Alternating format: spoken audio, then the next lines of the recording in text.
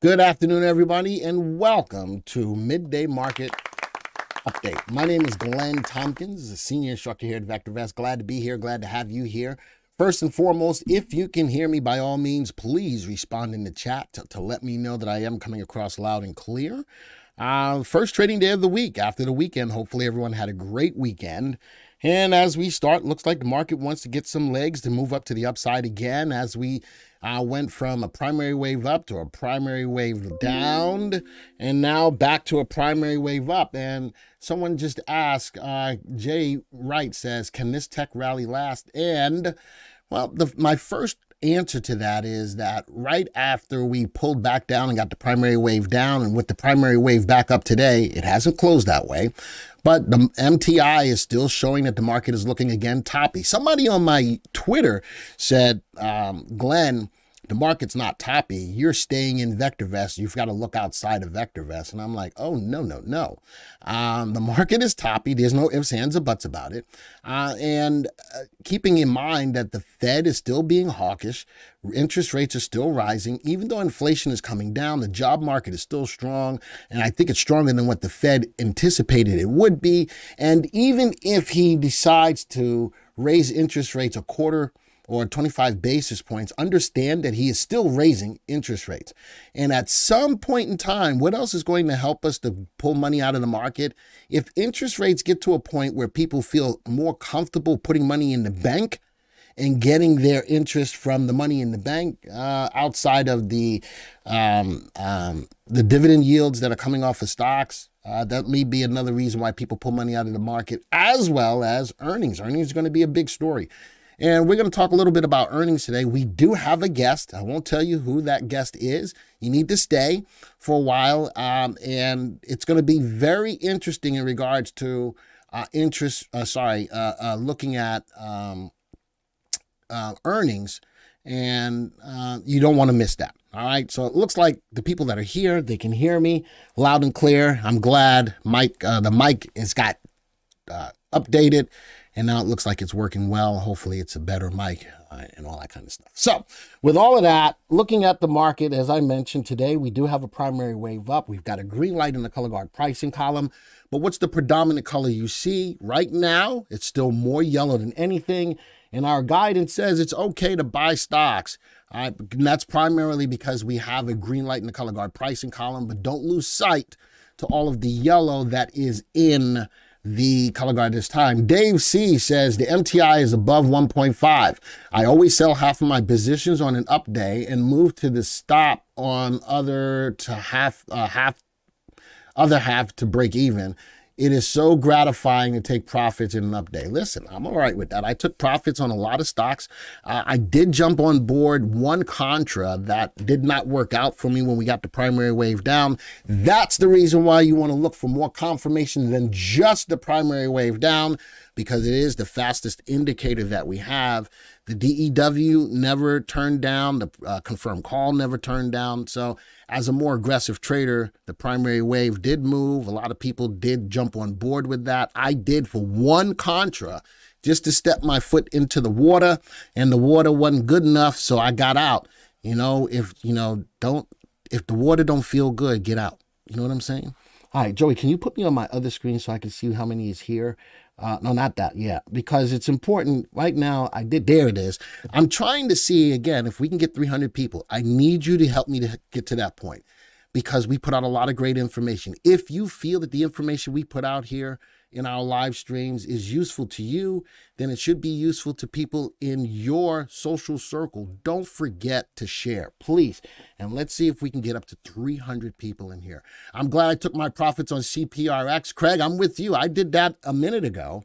Not a minute ago, but a little bit. I took my profits. I made about 30% on that. I did the same thing on APPH, another stock that we showed you here on the live stream. Made a lot of money on that. So James says, in flight on my way to Tokyo. Look at that. In the air, listening to Midday Market. Gotta love the loyalty that we have from our people here as well. And J-Rock says, I'm sharing. Thank you for that. All right. All these tech companies laying off people, yet the NASDAQ is up 2%. You know why, Jay? Because a lot of these companies that are laying off are being I guess what you want to say, proactive in trying to make sure that they do the right thing by the bottom line. And people are looking at that as bullish, that they're getting rid of people, but it's going to help the bottom line by cutting the fat. So I think that that's the end. A lot of people have been asking me about that. How is that not bearish on a stock? Because I think investors feel that they're doing what they need to do to make sure that the bottom line is in the black. So that's why. All right. So with that being said, let's go get into the software, and I want to show you what's going on from a market timing perspective. On Mondays, we do more of an overview on market timing, so let's bring that up real quick. Here's the market, looking at a 3-month graph of the market. Nice update today. We had, looks like a nice update Friday to 3 and the 8, even on the pullback, even though we got the primary wave down, the 3 and the 8 exponential moving average has never crossed to the downside. And the market's now taking out a 3-month high, which was sitting at 57.44. Currently, we're trading today at 57.53, but we're not at the 3-month high of, what's that 3-month high, which happened 3 days ago at the price of 57.63. Right now, we're 10 cents off the 3-month high. So to answer the question, does this tech rally have legs? It does, but the market is again getting into a point by looking at the MTI of being overbought. Somebody said the market should be down tomorrow. Well, you know, based on this bill, the market might have another pullback. But even the first pullback we had coming off that 3-month high wasn't deep enough for the 3 and the 8 to go negative. So does it have some upside? Yes, but don't lose sight of the fact that the market is looking toppy and oversold. All right, overbought. So now let's talk about some news that's going on in the market, and let's change this over. The Fed sets the course for milder interest rate rise in February. A lot of people feel that the Fed is going to raise the interest rates by only 25 basis points, and people say, yay, woo, ha! But wait a minute. You know what that means? He's still raising interest rates, folks. All right, he's still raising interest rates. Even though it may not be as steep as it has been going into inflation, he's still hawkish. And I think that tone is being set for the year, that he's still going to be continue to raising interest rates. The terminal rate he's looking at is 5%. He's also looking to get inflation down to 2%. Where are we at now? About still over 6%. That's a lot of hurt for the market to get down to 2% of inflation, or 2% on inflation.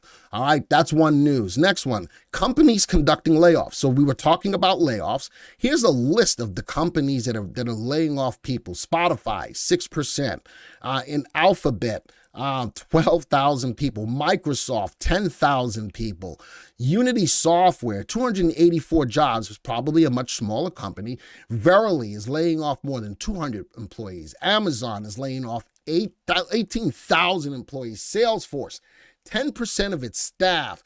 Vimeo is looking to lay off 11% of its staff. So on and on this list, Goldman Sachs, 3,200. BlackRock, laying off 500 employees, or 3% of its total workforce.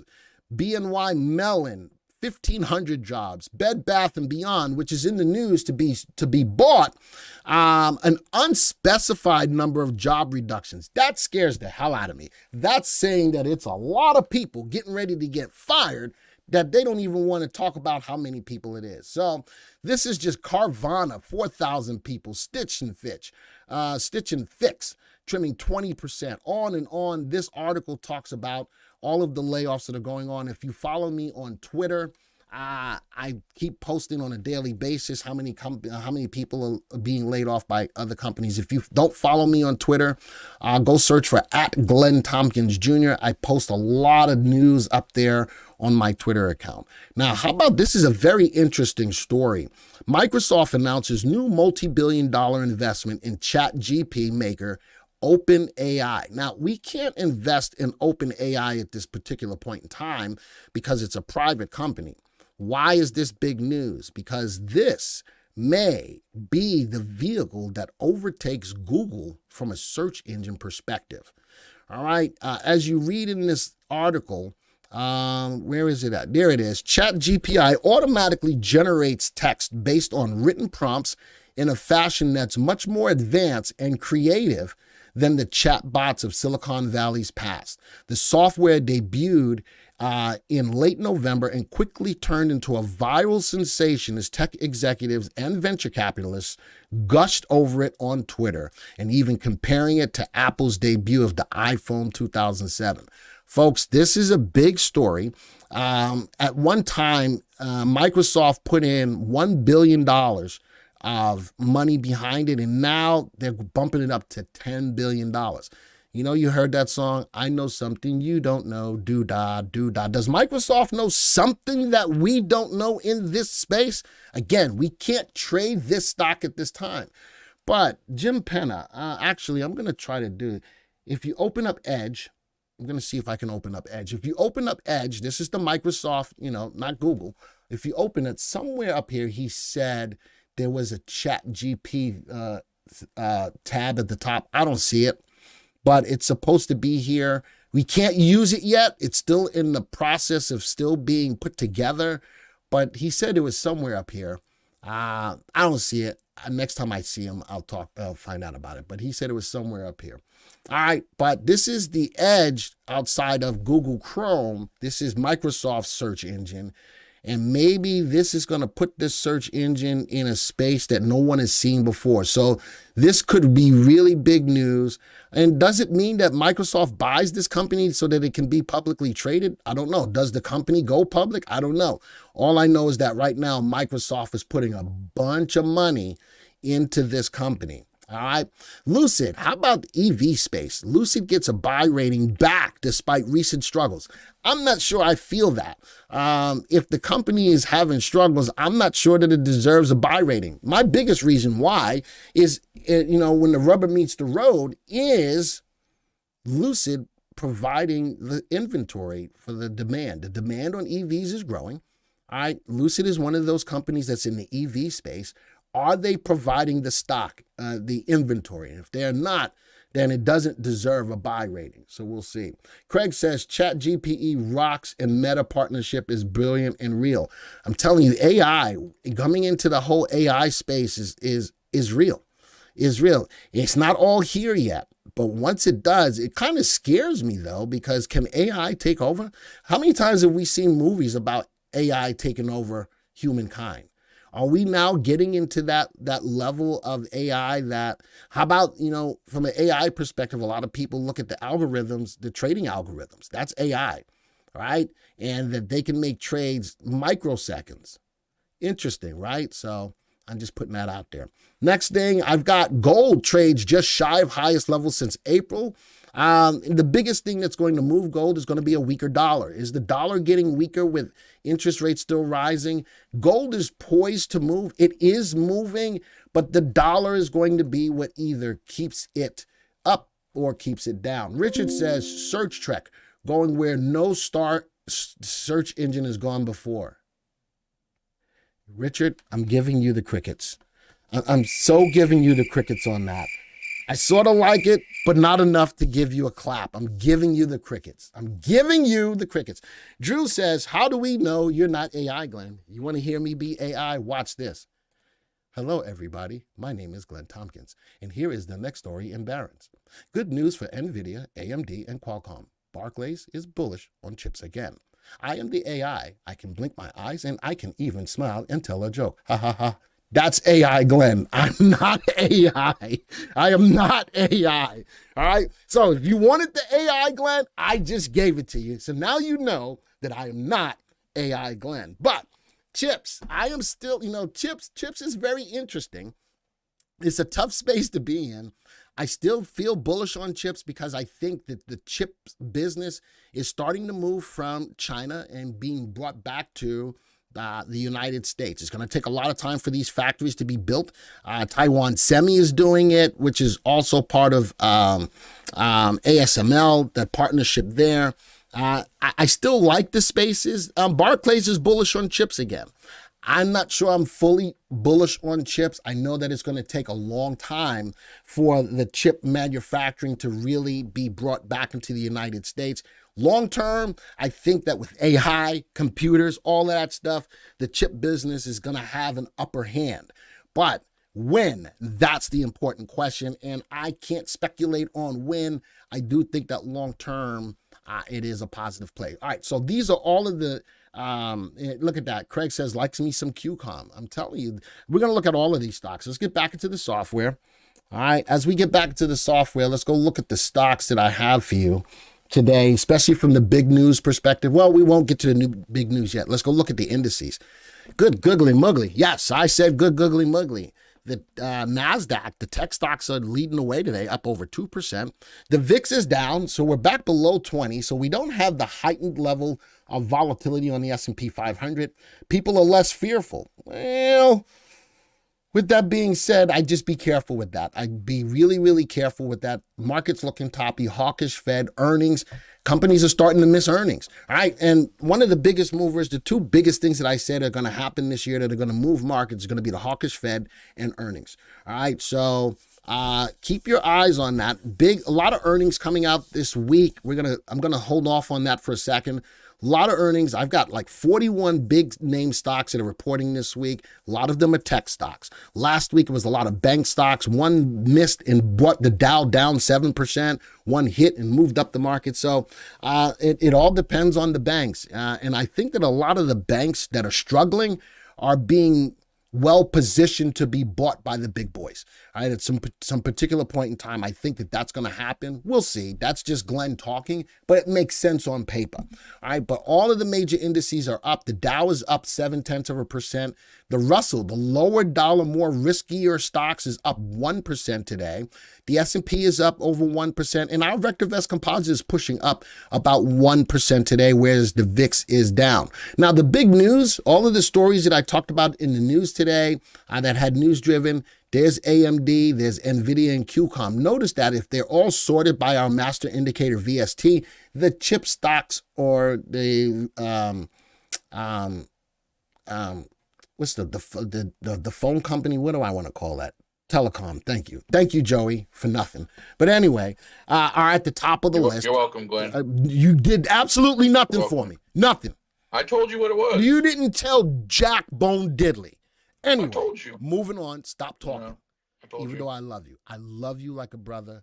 I would never trade. I would trade you in for a newer model brother, but I can't. All right, keep going. All right, keep going. gold. Great story. Keep going. Look at that. Out of all of these, gold is the only one that's down, but it's pretty flat.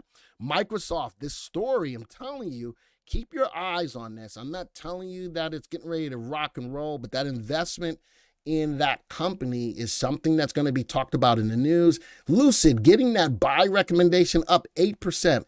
But, you look at it, Lucid grossly overvalued, and this is why I don't foresee why it got its buy recommendation back from whoever it got it from. Fundamentally, the stock is not fundamentally sound, and it's not going up in price. It's a sell recommendation. There's nothing telling me that giving it a buy recommendation is well worth it right at this particular point in time. So let's go look at these stocks on a graph. We'll right click, view the stock graph. I'm going to put these all on a 3-month graph. All right, just put them on a 3-month graph, and let's go really take a look at them. Wow, Joey, he would trade you in for a newer model. Yeah, it is. I still love you, Joey. It's not any, I don't dislike you. All right, so, excuse me, AMD, nice gap up today, broke through a level of resistance. Take care of that chat. Sitting at 72.68. Very little wick at the top, so it's a good, strong day. Volume is pretty decent out there. It's not above average volume. It's not trading on above average volume. RT is above 1, not too far from a 3-month high, which is a beautiful level of resistance on the stock at 78.87. If I'm really thinking that the stock's got some legs, let's go see if it can break above that. But even on the pullback from this level of resistance of 72.68, look at the pullback to 3, never went below the 8, which is why I love using the 3 and the 8, whether it's long-term or short-term, never went below, and boom, you got rewarded for not getting out on that gap down in 2 days down. If we look at NVIDIA, same kind of scenario, the pullback for 2 days, the 3 stayed above the 8. Love the volume here. This is buying with conviction. A new 3-month high, very little wick, if any, at the top. Good, strong day on NVIDIA. Like the movement, bottom left to top right, even after the pullback. Love buying in when the 3 crosses above the 8. Nice rising, new 3-month high. Looking at QCOM, same kind of scenario. Found a level of support. The 3 and the 8 cross broke through a level of resistance. Tested it as a level of support. The 3 and the 8 held. And the stock's price rising, no wick at the top. So even all of these stocks came in that story, they all look good. They all are at or close to 3-month highs on good volume, and RT is above 1. May not be bad place, but keep in mind the direction of the market. We're up today at a level of looking toppy. The market could have an opportunity to pull back down. Just be careful on the stocks that you get into. Gold, nicely moving from the bottom left to the top right. A little bit of, I don't want to call that consolidation, but I do like the up day today with the 3 crossing above the 8 today. The volume is okay, but gold has been on the move. I still would look for a weaker dollar. What? Glenn, you need to take care of your producer, Joey, or he will put you in timeout. That's the truth. Hold on. What you're talking about right now. There's crickets. Look, he's gone. Whatever. He's gone. Put me back on, Joey. Thank you. Don't make me turn this market around and come back there. I will take off my shoe. Don't mute myself. I can unmute myself. All right. How many people we got? 218. You lucky there's not 300 people here, because I would put you For what? I'm looking to still get 300 people. You better stop being mean to me. All right. No, I know. Skyliners, there was no mic because Joey muted me. Because Joey did it. Joey, man, you're going to make VV Nation say this to you. That's right. They're going to say boo. And then they're going to say Microsoft. Now, Microsoft has been a lot more choppy. No direct movement from the bottom left to the top right. A lot more choppy. And a lot of tech stocks are in the same scenario. Haas, let me see if I have time today. If I do, I'll take a look at that stock for you. No, Joey is AI. I like that. ASML up 22% year to date. Glenn's son. Again, be careful with the chip stocks. If they give you an opportunity to make money, they take the opportunity, but just be careful. So Microsoft story, little wick at the top, broke through a level of resistance. Keep your eyes on that. And what else do I have? Lucid. I'm not feeling Lucid as a buy recommendation. I don't know what Barclays was thinking about to give them back the buy recommendation. I just don't see it. I just don't see it. I do like that it's coming off a level of support, a little bit of middling here. The 3 never went below the 8, but if the company is struggling, if the company hasn't been able to deliver on product, there's nothing that says that it's okay for Lucid to get a buy recommendation. But I can see a trend coming, a trend line coming off the low. I can see the 3 and the 8 are still intact. I can see volume is pretty okay. If it gives you an opportunity to make money, I don't know if I like it long term, but I do like that it's moving short term, and the 3 and the 8 are confirming that. And that was the last stock in the big news. All right, so not every one of these stocks I like, and I'm not sure if the news is enough to really push all of these stocks higher, especially Lucid. Microsoft, I'm really want you to keep your eyes on that whole idea with that investment. Again, do they know something that we don't know? And can this investment really put this company in a spot where it can overtake Google Chrome? Could it be the new search engine of the future?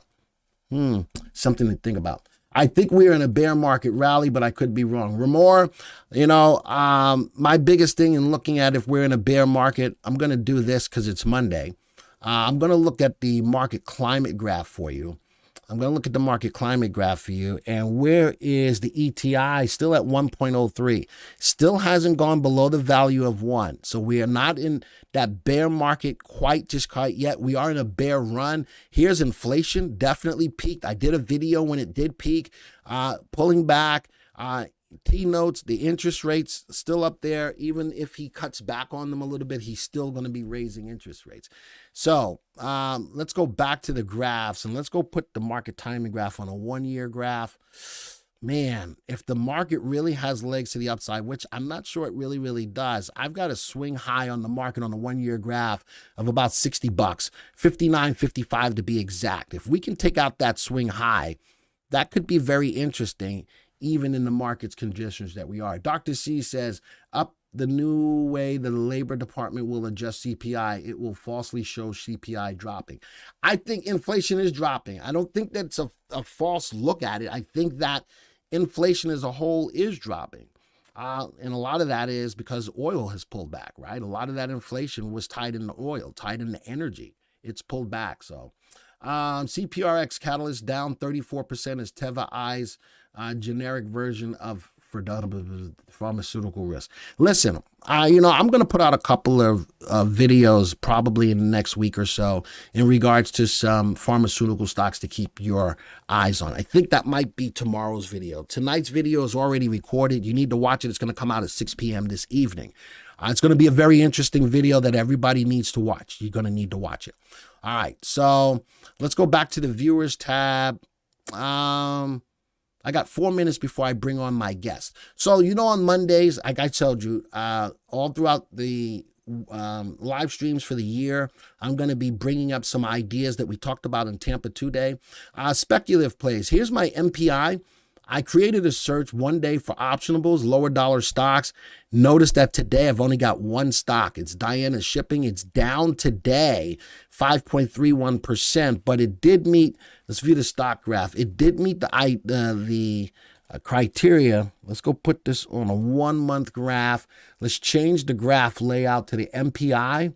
It did meet the indicator. Look at that. The 5-day of RT was above the 40-day moving average of RT, so it met the criteria, but a big down day today. I'd be careful with it. If it met the criteria, but a big down day, I wouldn't be buying it. That was the only stock that the search found today. Now, let's go look at the NPI 3-day cross, more so for the swing trade type of scenario. All right, so I got Valero in here, UCloudLink, Fair Isaac, Jackson Financial, blah, blah, blah, blah, blah.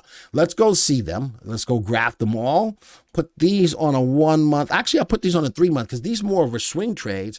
Here's the 5 going above the 40-day moving average of RT, and I like that the 5-day moving average of the stop price has gone above the 40-day moving average of the stop price. I like this from a swing trade perspective. Both things are in play. That's on Valero. Another one, UCL. I do like that the price has already crossed over. Bottom left, top right, not super volatile, but moving up, and within the last 3 days, the 5 has gone above the 40. And last time that happened, look at the stock's movement. So from a swing trade perspective, I like that. But a big wick at the top of the candle today, a little bit of selling pressure. Be careful with it today. Be careful with it today. Somebody's calling me. It better not be Joey. FICO, Software Financial. The 5 is above the 40. The stock's moving bottom left, top right. New high, very little wick at the top of today's candle. JXN, Jackson Financial. I wonder why that's important. Oh, because people got to file taxes. So it's on the move. The 5 went above the 40. The 5 and the 40 of the stop price is already in play. Watch that, though. That could be a hanging man pattern. Valero's earnings this week as well, so we're going to keep our eyes on that. That could be another reason why. And I got 2 more stocks in here. HCC, I like the movement, but I don't like today. I wouldn't be buying, any stock I ever show you to keep your eyes on. Be careful because today is a down day. I'm never going to ever tell you to go buy a stock on a down day. And the same thing for AMBC. The 5 went above the 40. A little bit of sideways or middling on this stock, but a down day as well. All right, so from the Tampa 2-day, there's the MPI for those people who are interested in the stocks from the MPI. I've got the 1-day, I only found one stock, but the 3-day, I found some stocks, and some of them were okay to look at, and some of them were not so okay. All right, so now we're getting ready to bring on... Who did that? I'm ready to almost bring on my guest, but it's going to be all about earnings. And earnings this week, I've got 41 of the big name stocks that people know about. There you go. You're talking about Valero's reporting this week. It's one of the top stocks by VST in my list, all the way down to the worst, which is Baker Hughes. But notice that all my VSTs on all 41 stocks, I'm not looking at all 41 stocks. Now let's go look at all 41 stocks. I wanted to see which one had the worst VST at the bottom of the list to keep your eyes on. It was IBM. It's got a VST of 0.92. But for the most part, the stocks that are reporting this week have VSTs above 1. And the majority of them, many of them are going to be undervalued. Some of them are not. But I would definitely keep my eyes on the stocks that have a relative safety above 1. And you know what's interesting, as you look at these stocks and you're wondering about an earnings play, how many of you, type it in the room, how many of you know how to read an earnings report? Type a 1 in the room if you know how. Type a 2 in the room if you don't. And don't be ashamed if you don't know, because not everybody does know. All right. And that's what my guest today is going to talk about, because it's important to understand that there are stocks that are reporting earnings this week. But if you don't know how to read an earnings report, this could make a difference. And that's why you're here. And I want to introduce my guest today, Susan Hayes Colton, who works for VectorVest, but over in is it the EU? It is the EU, right? It's the EU, not the UK. It's the EU? It's the EU. It's the EU. All right. And I was a part of helping her to get on board with VectorVest. It's probably one of the best things that I've done as far as helping people in this company is helping her to get acclimated to the VectorVest software. So with that, without further ado, Susan is here to talk about a new live stream that she's going to be doing for this year and talking about how to read an earnings report. Susan? Thank you very much indeed, Glenn. Well, hello, everyone. I have been watching the show with interest, and oh my God, I have so many views on ChatGPT and also the way in which that's going. And I think, Glenn, first of all, I think it's a really interesting statement that you make. Is this the first company that could actually challenge Google? Because when you're looking at Google and you search for something, you get a list of results, and it's up to you then to figure out which one, of course, is giving you the information that you want. ChatGPT instead, it basically does that for you. It's an animal of a machine. It is generating lots and lots of alternatives and competition, and also niches as well. We can now see Copy AI is another company that's come out, for example, targeting people specifically when it comes to marketing, etc. So just really interesting that you were talking about that today. And ultimately, that is what our new show is going to be about. It's called Savvy Investors at VectorVest. And the purpose of it is to look at the longer term trends. So a lot of you come here to listen to Glenn in terms of the mid-market, or mid-afternoon, sorry, I should say, and look at what's going on in the market this morning, what's happening this afternoon, etc. Savvy Investors at VectorVest is going to take you through the longer term trends, the big ones that are making a big difference over, as I mentioned, that long term, or also that medium term as well. One of them is AI. We will be talking about AI a lot for sure. So that is one of the areas. But Glenn, of course, has given me the perfect introduction there to talk about our upcoming, the first episode of the show is going to be how to read an earnings report. And when I'm looking here, so far, when I'm looking at the poll that Joey has created, which is, do you know how to read an earnings report? I see 61% of you said no. So that's what I'm going to do on Wednesday. I'm going to take you through how to read an earnings report. All you need to do to be notified of that is to click the subscribe button and the bell, because when you hit on the bell, then it also tells you when any of us go live. And my show is going to be on Wednesday at 11 a.m. Eastern time, where I'm going to walk you through how to read an earnings report. So Glenn has kindly prepared that watch list. There's 41 stocks on it, all releasing earnings this week. But what does that really mean? Some people wait for the market to react. They wait to see, okay, how is the market going to react to this earnings report? And then they will watch through whether it is a rise in RT, whether it is a big change in volume, or of course, whether it just filters straight through to the price. But it's really, really, really helpful to know how to read an earnings report so that you can truly decipher what it's all about. However, just to give you a sneak peek of the future episodes, one of them is where I'm actually going to interview Glenn himself. Now, thus far, that's not breaking news to him. He knows about it, by the way. But thus far, one of the episodes that I've had on one of the other shows, one of them was where Glenn and I had a conversation about how to talk to your teenager. and young people about investing. And it was one of the highest ratings that I had, actually, Glenn, thanks to you. It was because we had a really honest conversation. It was very practical, but we also took apart what actually happens when it comes to talking to young people about investing. And we all know how much of an impact that's going to make. And again, if I look at the longer term trends, we've seen the rise of the like of Robinhood. We've seen the rise of crypto. We've seen the rise of passive investing. We've seen the rise of lots of other trends like that. So what I like to do in the shows where I'm running is going to be talking about those big topics. So I'm going to be interviewing Glenn. But what I also want to do is to bring you more insights around the people that are part of VectorVest. So next month in February, I'm going to be interviewing Steve. And Steve, like Glenn, has been educating people for a long time. And I'm going to ask Steve what he feels the key ways are to learn, not just the VectorVest system, but learn how to invest generally. So what is it that holds people back from learning about the system? What is it that prevents people from learning from their mistakes? And that's going to be a really valuable session, because we've got almost, would I be right, Glenn, 20 years of experience there? Yeah. So and he has, I've seen him in action in person, I've seen him online, I've seen him in all sorts of environments. So that's what I want to do, is I want to bring the people of VectorVest to you in a way that you haven't seen them before, so that you can take their insights. And I'm going to try to bring it all together in that hour-long episode so that you've got something to take away. And the last thing I want to mention before I go back to Glenn is that like Glenn's shows, mine are super interactive. I see Maria there has just sent in a lovely message. They're super interactive. I'm always talking to you. And they are, of course, live. There's no fear of turning an AI version of me out anytime soon anyway. At all. So I do spend a lot of time talking to you, and it's great. It's really wonderful for us to hear your questions, to hear your comments, to hear your interaction. So like all of my shows, the ESG and Tech Show, etc., we're always looking for your insights and so on. So that's what Savvy Investors is going to be as well. And finally, it is going to be very practical.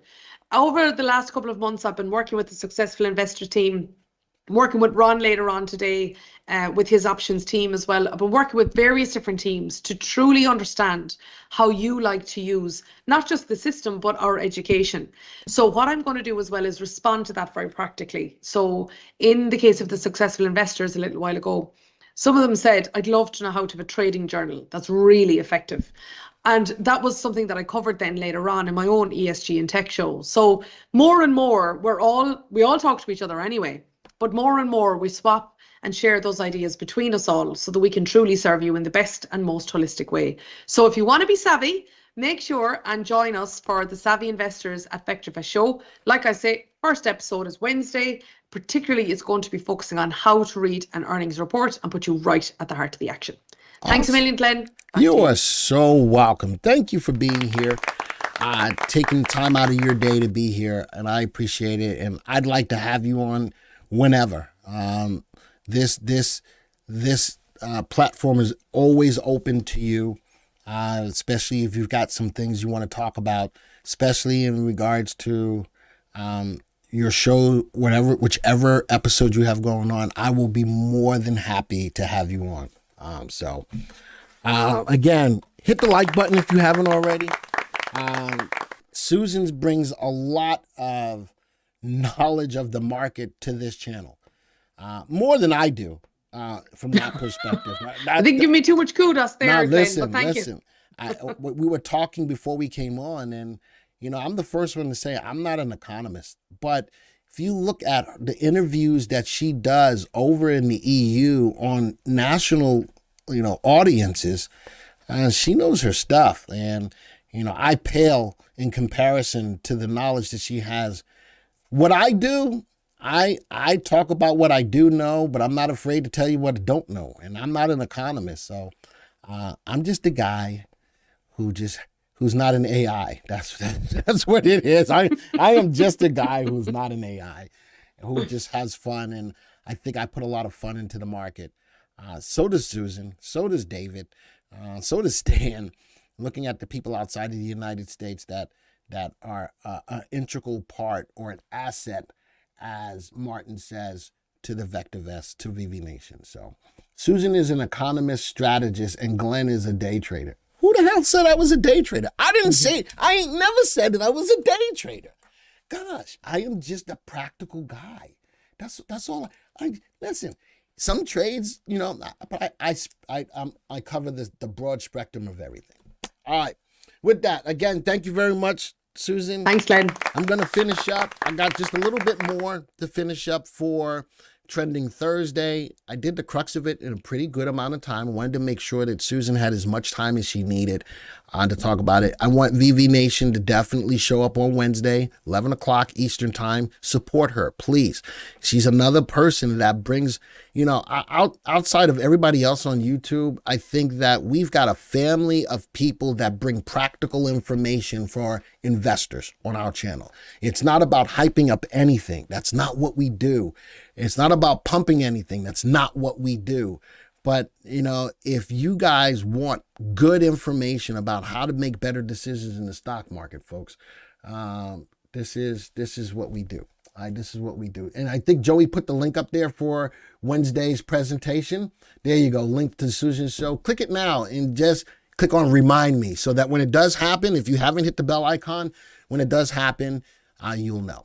All right. Again, thank you, Susan. All right. Couple of other things that I've got to finish up for today. My value plays for this week. All right. I've got some value plays for this week. You know, Merck is one of them. Merck is a great stock.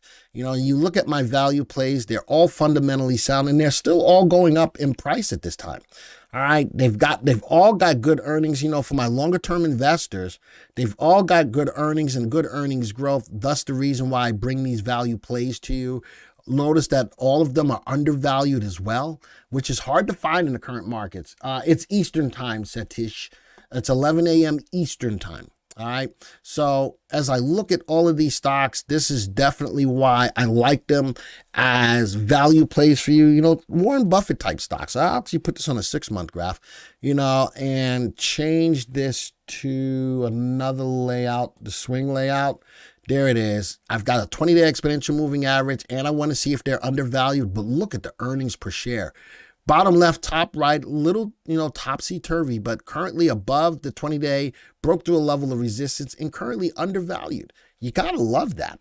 All right. Next one is LRCX, a little bit more dicey in the move. Watch the earnings per share. Earnings per share has fallen, but still well above from an earnings perspective, and the dividend. This one does pay a dividend, and it's a growing dividend. All right. So let's go to the next stock real quick. RS earnings still higher than it was 6 months ago, but falling off a little bit, but definitely moving higher. Definitely moving higher. Right click, open in tab, new window. Oh, that's Boston. What are you talking about, Boston? See, she's not talking to me. It's not hard. It's not talking to me. All right. Next couple of stocks. CDW, currently undervalued. Love the earnings per share and growing dividend below the 20-day and below its value. Gotta love that. This is why I bring these stocks to you. Merck, currently below the 20-day exponential moving average, but definitely a nice rise going up. As the market's getting toppy, this is a stock that's feeling the effects of that, but love the rising earnings and love that it's undervalued. All of these stocks are grossly undervalued, so they've got good upside potential. Now, if I go look at the growth plays, though, in the current market's condition, I don't have a lot of them. I've got 4. All right. So these are going to have relative values above 1 with relative safeties below 1. These are going to be more aggressive plays. That's what growth stocks tend to be. Earnings per share, only one has got negative earnings, but they all grow their earnings at a bigly amount. All right. They may not all be undervalued. And actually there's one that's overvalued. And let's go graph these. Because these are my growth plays, I'm going to put these on a 1 month. And I've got what do I look at? Growth graph. I got a growth graph. I've got a graph I set up for growth plays. I do. Did I do that? I do. Look at that. Growth plays, 3 moving averages, a 3, 8, and a 20. Why did I use that? Don't know, but it works. Notice that the stock is currently above all 3. RT is above 1. Earnings per share, not nearly. But you know something? I'm not looking for really good earnings on these. I just really want to make sure that they're growing up. Can you show the parameters you are using on the graphs? Yes. So on this graph, I'm using earnings per share, growth, relative timing, sales growth, EMA 3, 8, and 20. All right, 3, 8, and 20. There you go, Satish. Next one. Again, it's not earnings. Earnings is not the big mover to these. These are growth plays. These are more aggressive plays. But the stock is above all 3 moving averages. Earnings growth is up there. Sales growth, it hasn't moved, but it's still positive. RT is positive as well. Watch the big wicks on this. This is FTK. Watch the big wicks on these to the top. They could be getting ready to be toppy as well. OSCR, Oscar Health, nicely moving on a 1-month graph, bottom left, top right. RT is above 1, staying above 1. It's above all 3 moving averages, the 3, the 8, and 20. Love the earnings growth. Love the earnings per share. Sales growth is positive, but just flat. And the last stock is NU. Now, this is one on a 1-month graph that the stock's price is now above all 3. RT is below 1, but rising. Good earnings per share. Earnings growth is flat, but it's still at 50. Sales growth is flat and still at 160. So this could be a rebound play. It's a relatively inexpensive stock, but the stock's price has gone above all 3 moving averages today. One last thing. It's 1246. Monthly dividend payers. Let me pop these up for you. How many do I have? I've got 6. These are stocks that pay monthly dividends. Monthly dividends. Relative values. Some of these are closed-end mutual funds. But look at the relative timings on all of these are above 1. So they are in uptrends. They pay a monthly dividend. Only 2 of them trade options, but that's not a bad play. You know, you wait for dividends once every quarter, but these are stocks that pay you dividends 12 times a year, once every month. That's why I like these. They're all buys. And let's go see, where do they sit? Market. A lot of these are ETFs, with the exception of the first one, which is AGNC, which is a REIT. All right. So with that, I'm done. That's everything I needed to cover. All right. That's everything that I needed to cover. Joey, where's my last screen? There's that screen. It's everything that I needed to cover. We covered a lot. In the earnings picture is going to be big. We're going to see what's going to happen with earnings going on into this year. Glenn, can you please show the parameters of the graph for the undervalued stocks? I didn't do, when you mean undervalued stocks, my value plays, I was looking at. Now listen, when I put my graphs up here, I put it big enough so that you can see everything that's checked. Let's go back to the viewers, value plays. Let's graph them all. All right. And if you look at, and I always have, this one was using my swing trade. Notice that I've got these all over here. I try to make them so that they're available for all of you to see. Put these on 3 months. This one is looking at support, resistance, value. You know what you need to do? You probably need to take a screenshot, but all of the things that are checked are here. Earnings per share, moving average of volume, 20-day. There's volume, EMA 20, value, support, resistance, and price. There you go. All right, now I'm done. No more questions about looking at my graphs. Showed you enough times. With that being said, thank you guys for being here. We didn't get up to 300 people again. I need you guys to help me get up to 300 people. How many likes do we have, though? 82. Let's see if we get to over 100 likes before we leave. If you like what you saw here, it was worth your time to stop by today. Hit the like button. If you're brand new to the channel and you haven't subscribed yet, hit the subscribe button, hit the bell icon. And that's it in a nutshell. Hey, Glenn, I signed up for the VVC software desktop version, but how do I locate these watch lists you're showing? Carlo, you don't. These are set for these presentations. Joey, put me back in. I'll put myself back in the program. Because you come to the live streams, I've got watch lists set up for Monday, which is midday market. I've got watch lists set up for the afternoon market action. All right. And then I've got watch lists set up for trending Thursday. That's my bonus to you for being here, because these are not automatically in the system for you. It's my way of saying thank you, but here's the things that we're going to look at. So you will not see those in your software. You will not see them in your software. I've got these set up pertaining to the 3 different live streams that we do on a weekly basis. All right. What are we up to? 90 likes? If we don't get to 100 likes, it's okay. I can't twist your arm and make you hit the like button. But if it was worth it for you to stop by today, I appreciate it if you do hit the like button. A lot of you will watch this after the fact, and that's okay too, because we still get a lot of views after the fact as well. All right, with that, folks, thank you for being here today. Thank you to Susan for being here today. Don't forget, support her on Wednesday, 11 o'clock a.m. for Savvy Investor. Savvy Investor. All right. With that, adios, arrivederci, ciao, au revoir, sayonara, aloha to all my peeps in Hawaii. Bom dia, salam, shalom, namaste, yasu. Until next time, folks, see ya.